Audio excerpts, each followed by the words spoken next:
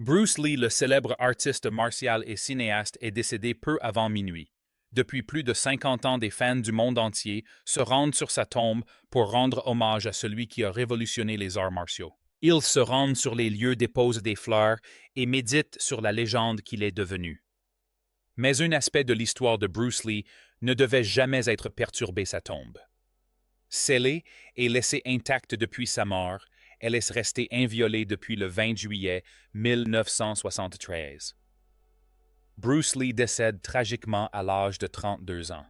La cause officielle du décès, une réaction fatale à l'aspirine. Après un demi-siècle, le tombeau a enfin été ouvert. Et ce qu'il contenait soulève déjà de nouvelles questions. Pourquoi était-il scellé si hermétiquement? Que cherchait-on à protéger? Rejoignez-nous pour percer le mystère qui entoure Bruce Lee.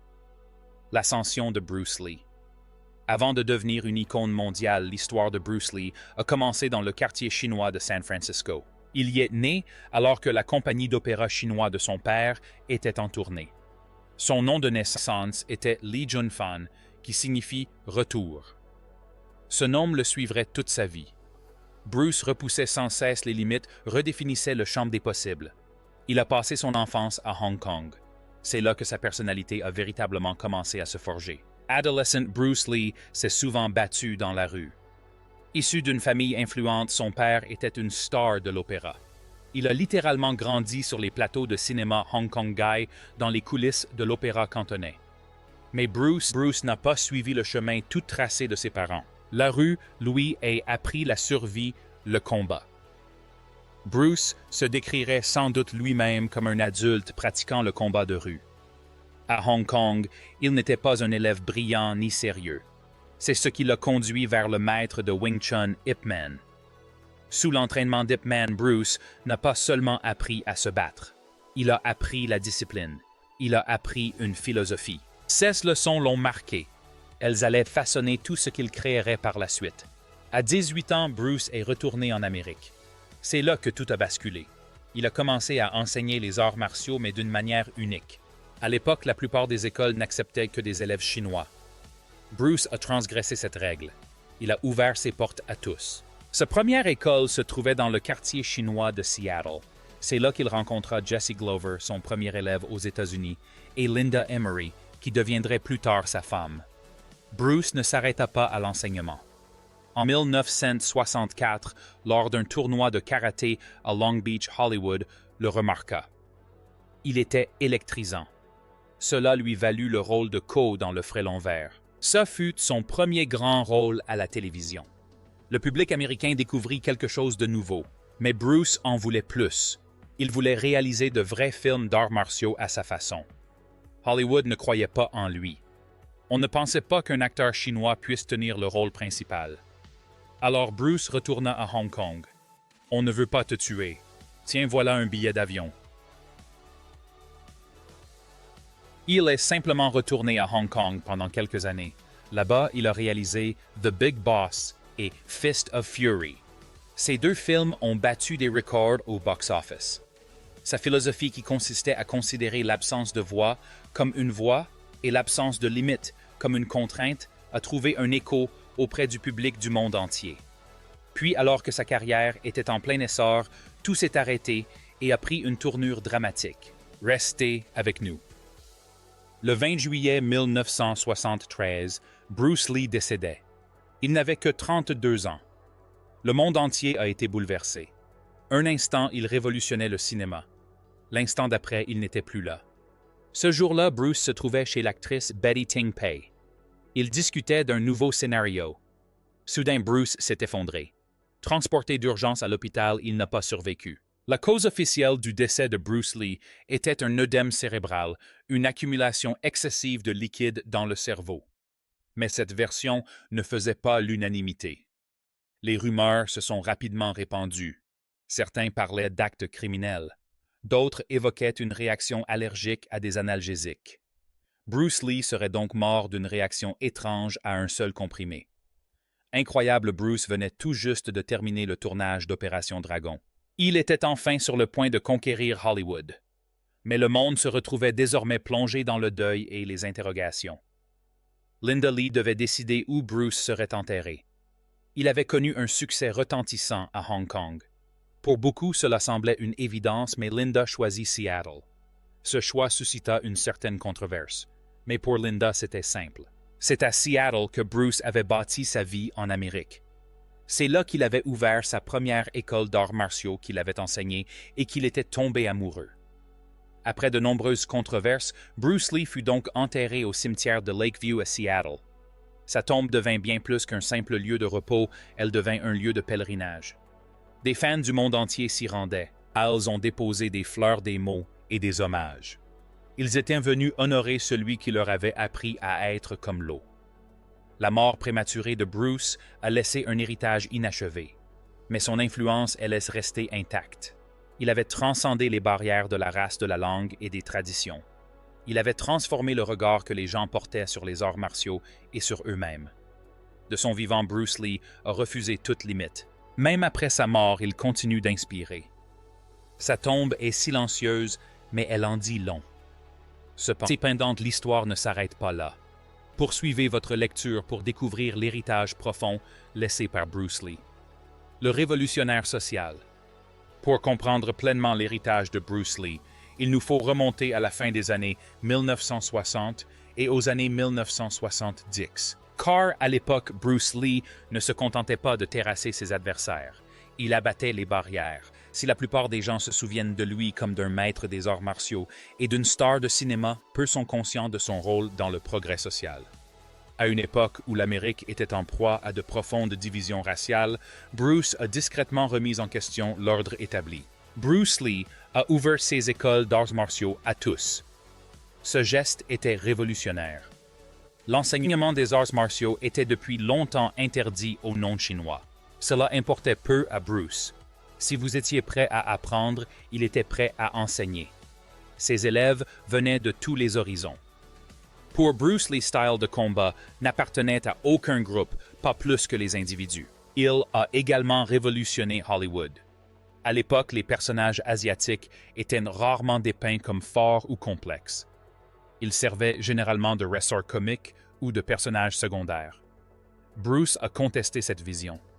Il a dénoncé ouvertement le manque de représentation authentique et a milité pour des histoires où les personnages asiatiques possédaient profondeur, force et dignité. Il a même proposé sa propre série The Warrior, centrée sur un expert en arts martiaux chinois dans l'Ouest américain. Mais la chaîne, se souvenant de son passé, a jugé le projet non commercialisable avant de produire plus tard une série de kung-fu avec un acteur blanc dans le rôle principal. Bruce savait à quoi s'attendre, mais il n'a pas baissé les bras. Il a continué à se battre pour avoir sa place non seulement comme acteur, mais aussi comme créateur et visionnaire. Bruce ne s'y contentait pas d'agir différemment. Il vivait pleinement ses convictions. En coulisses, Lee entraînait des artistes martiaux afro-américains. Il enseignait à des élèves de tous horizons. Son lien avec Kareem Abdul-Jabbar était particulièrement fort. Ils s'entraînaient ensemble. Ils ont même partagé l'affiche du film Le jeu de la morte. Bruce était convaincu que les arts martiaux pouvaient créer des liens entre les gens. Il avait raison. Quand Bruce est devenu une superstar, beaucoup s'attendaient à ce qu'il ralentisse la cadence, qu'il cesse de militer pour le changement à Hollywood. Mais au contraire, il a utilisé sa notoriété comme moteur. Son influence a largement dépassé le cadre des salles de cinéma. Il a transformé la façon dont les gens concevaient le fitness, la philosophie et le développement personnel. Il ne se contentait pas de pratiquer les arts martiaux, il les étudiait. La bibliothèque personnelle de Bruce Lee comptait des centaines de livres. Il lisait sur les styles de combat, la psychologie, l'anatomie et la philosophie antique. Il n'entraînait pas seulement son corps, il entraînait aussi son esprit. Bruce ne suivait pas les traditions aveuglément. Il remettait tout en question. Il croyait en l'adaptabilité. Il croyait en l'honnêteté envers soi-même. Sa devise était claire: absorber ce qui est utile, rejeter ce qui est inutile et y ajouter sa propre touche. Et cela ne s'adressait pas seulement aux combattants, mais à tous ceux qui cherchaient leur voie. Mais ce n'est pas tout. Autre particularité de Bruce Lee, SES entraînement. Ils étaient révolutionnaires pour l'époque. Ils combinaient arts martiaux, musculation, cardio et étirement. Aujourd'hui, on appelle ça l'entraînement croisé. Bruce le pratiquait déjà au début des années 70, bien avant que le monde du fitness ne s'en empare. Et puis, il y avait sa philosophie fluide, puissante et inoubliable. Il croyait en l'adaptabilité et en la force inébranlable de l'eau. Bruce ne se contentait pas de former des combattants, il façonnait des esprits. Alors, à sa mort et à ses funérailles, les fans et le monde entier ont pleuré non seulement un grand combattant ou un talent exceptionnel, mais un homme qui avait changé le monde. Alors qu'il tentait encore de surmonter cette perte, un autre drame se profilait. En 1993, 20 ans seulement après la mort de Bruce Lee, son fils Brandon Lee décédait à l'âge de 28 ans. Un accident sur le tournage du film The Crow lui coûta la vie. Un pistolet factice fit feu accidentellement, le blessant mortellement. Le fils de la légende des arts martiaux Bruce Lee est décédé. Brandon Lee, âgé de 27 ans, a trouvé la mort aujourd'hui lors d'un accident sur le tournage d'un film. Il tournait une scène pour le film The Crow lorsqu'il a été touché par un projectile tiré d'une arme chargée à blanc. Comme son père, Brandon est mort jeune et subitement. Alors qu'il était sur le point de connaître un avenir prometteur, Brandon repose désormais aux côtés de son père. Leurs tombes sont côte à côte. Un père et un fils tous deux disparus trop tôt, tous deux à jamais dans nos mémoires. On vient encore leur rendre hommage. Certains apportent des fleurs, d'autres laissent des mots. D'autres encore restent silencieux. Ils viennent pour Bruce. Ils viennent pour Brandon. Ils viennent parce que ces deux noms ont encore une signification. Ensemble, ils représentent bien plus que du talent. Ils représentent un héritage. C'est pourquoi ce tombeau est si particulier. Il peut sembler simple, mais il raconte l'histoire de deux vies extraordinaires. C'est pourquoi les gens voulaient voir ce qu'il contenait. Et d'une manière ou d'une autre, leur souhait a été exaucé. Curieux de découvrir ce qu'il renferme, restez connectés. Le cimetière de Lakeview est ouvert. En 2025, un événement extraordinaire s'est produit au cimetière de Lakeview.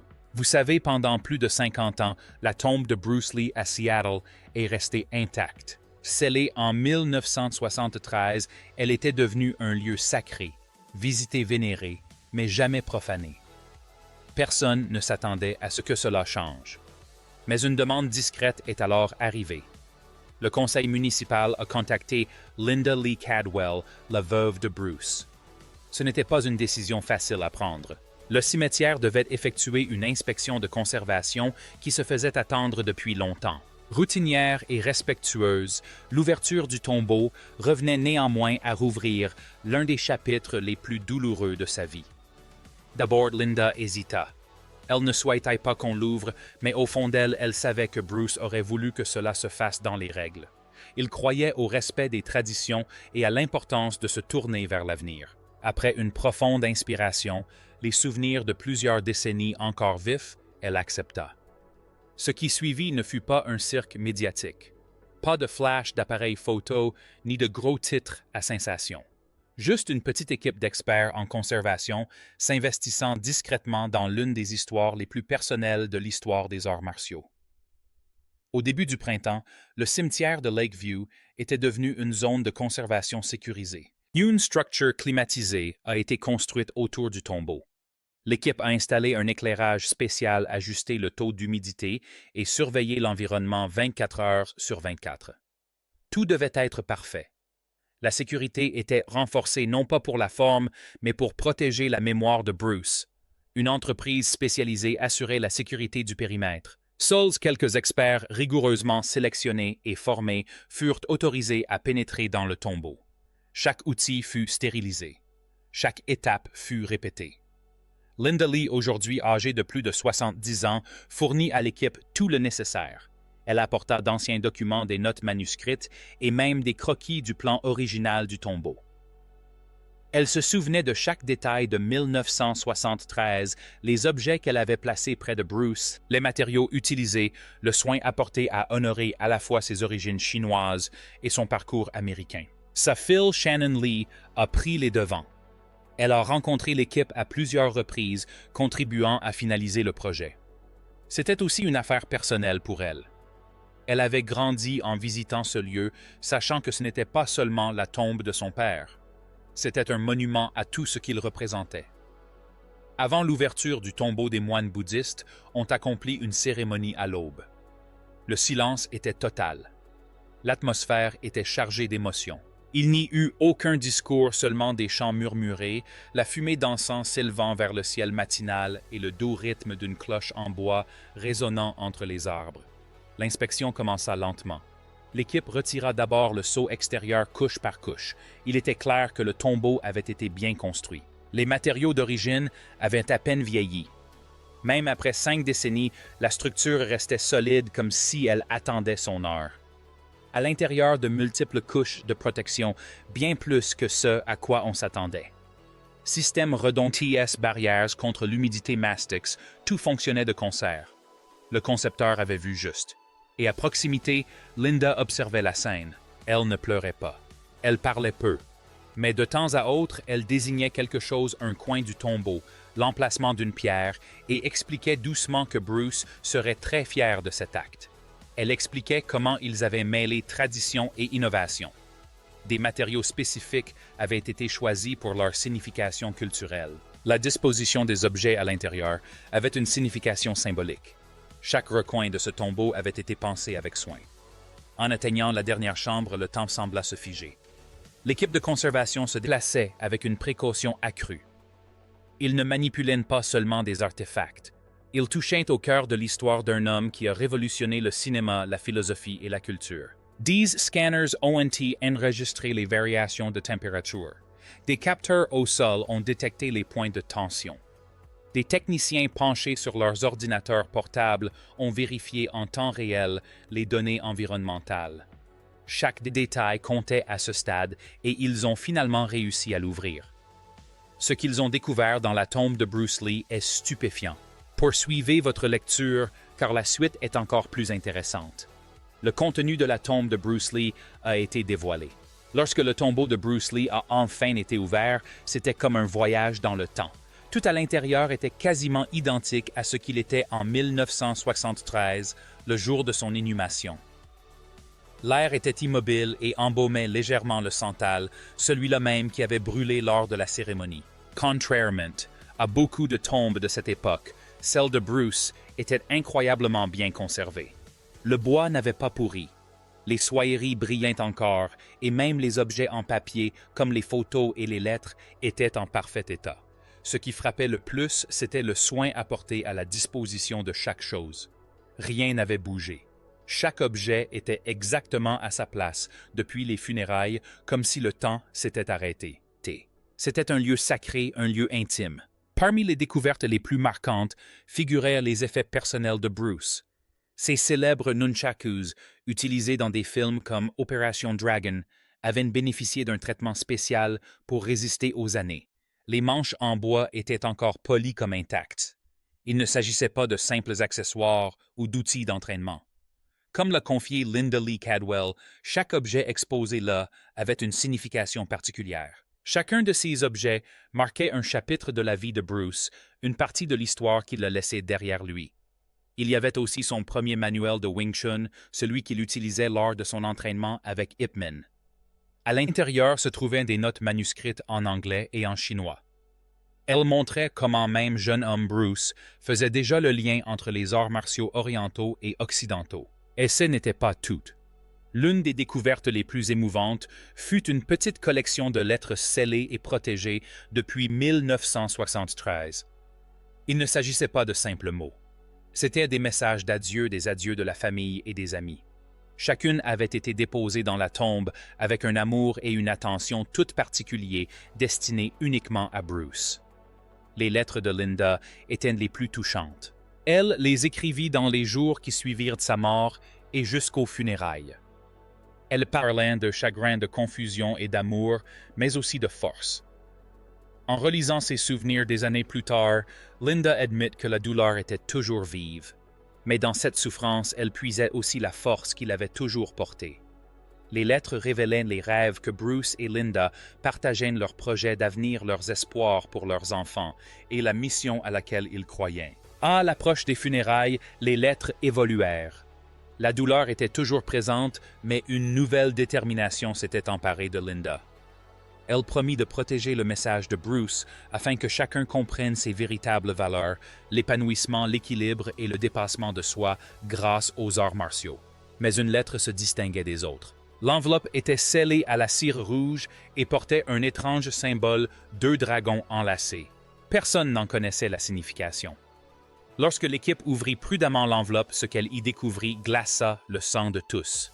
C'était une lettre que Bruce avait écrite quelques jours avant sa mort, comme s'il avait pressenti son destin.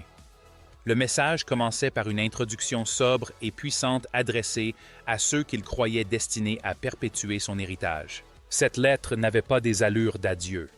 Elle ressemblait plutôt à un message pour l'avenir, peut-être même pour nous. Bruce y évoquait un voyage sans fin. Il parlait de repousser ses limites, d'apprendre à évoluer et de traverser la vie comme l'eau. Surtout, il nous encourageait à ne pas suivre son chemin, mais à tracer le nôtre. Ce n'était ni bruyant ni théâtral. C'était calme et réfléchi, mais cela a marqué tous ceux qui l'ont entendu comme s'ils savaient que quelqu'un aurait besoin de l'entendre un jour. Certains y voient une leçon, d'autres un défi. Quoi qu'il en soit, c'est un rappel. Bruce Lee n'était pas seulement une figure du cinéma ou des arts martiaux. Bruce Lee a toujours été en quête de progression et de dépassement de soi. Son parcours ne se limitait pas à la maîtrise des arts martiaux. Il s'agissait d'une évolution personnelle et d'une source d'inspiration pour les autres.